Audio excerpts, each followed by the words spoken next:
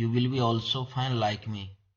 Now let's start some important topic of 12th economics for 2024 examination.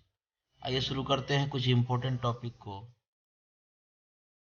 12th economics के लिए 2024 exam के दृष्टिकोण से। पहला है पेट्रोलियम को जीएसटी से बाहर रखा गया। हम लोगों को पता है कि कपड़े पर, खाने पर, बहुत सारी चीजों पर जीएसटी लगाया जाता है, लेकिन पेट्रोलियम जो है उसको जीएसटी से बाहर रखा गया है।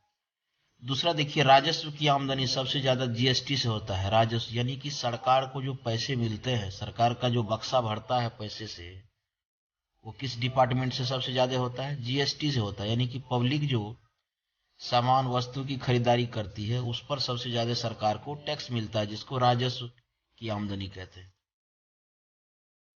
राष्ट्रीय आय का मापन उत्पादन विधि से तो होता ही है, साथ ही साथ आय और व्यय से भी होता है।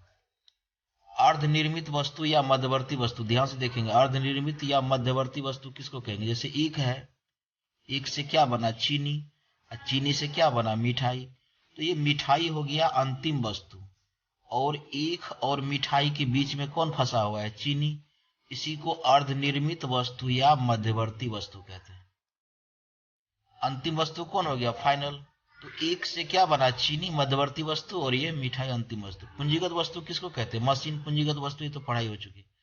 आगे देखते हैं नेशनल डेवलपमेंट काउंसिल, योजना आयोग से रिलेटेड, यानी कि अर्थव्यवस्था कैसे काम करे, अर्थव्यवस्था का डेवलपमेंट वगैरह का जितना भी काम होता है इकोनॉमिक्स से रिलेटेड, वो नेशनल डेवलपमेंट काउंसिल में होता है, जिसकी स्थापना 1992 में हुई। महामंदी 1929-30 में हुआ था। महामंदी की वजह से भुखमरी के कगार पे देश चला गया था। कब? तो 1929-30 में। लगान प्लस मजदूरी प्लस वेतन प्लस लाभ, ये सब किसका एक घटक है, या कह सकते हैं कि किसके अंतर्गत आता है? राष्ट्रीय आय में शामिल है। यानी टैक्स भी, मजदूरी भी, वेतन भी, लाभ, ये सब राष्ट्रीय आय में शामिल है। प्रत्यक्ष कर कुछ दिन पहले ही पढ़ाई हुई। इनकम टैक्स, जो हम फॉर्म भर के हैंड टू हैंड जो पैसा जमा करते हैं वो हो गया प्रत्यक्ष कर। और अप्रत्यक्ष कर, जो पैसा तो हम चुकाते हैं लेकिन दिखाई नहीं पड़ता, जैसे कि हमने कोई साबुन लिया, उस पर टैक्स तो गया सरकार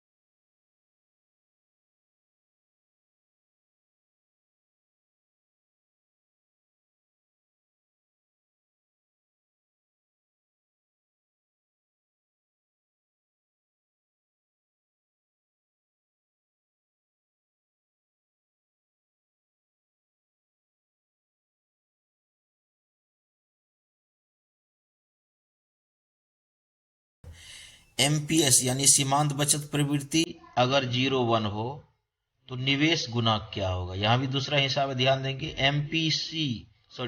एमपीएस यानी सीमांत बचत प्रवृत्ति 0.1 है और निवेश गुणक निकालने के लिए कहता है निवेश गुणक यानी के बराबर, निवेश गुणक का सूत्र क्या होता है, के बराबर 1/एमपीएस। तो 1/एमपीएस का मान कितना दिया है, 0.1, तो यहाँ 0.1 दिए, 1/1 भागा 0.1/10 हो गया, 1/1 गुना ये ऊपर चला जाएगा, 10/1 कट के कितना निकला इसका 10। तो हम लोग यहाँ क्या देखे, एमपीएस दिया हुआ है और निवेश गुणक निकालने के लिए कहता है। तो निवेश गुणक यानी निवेश गुणक को किस तरह से दर्शाते हैं, के से। तो के बराबर 1/एमपीएस हो गया। इस तरह से इसको हम आराम से निकाल सकते हैं। चलिए आगे देखते हैं।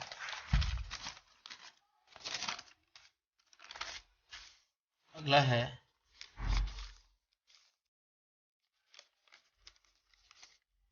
ध्यान देंगे, अगला है कुल आय अनुपात कुल उपभोग। कुल आय अनुपात कुल उपभोग बराबर क्या होता है, औसत उपभोग प्रवृत्ति। जैसे यहां समझते हैं, आय है 1000, खर्चा किया 600, बचा 400।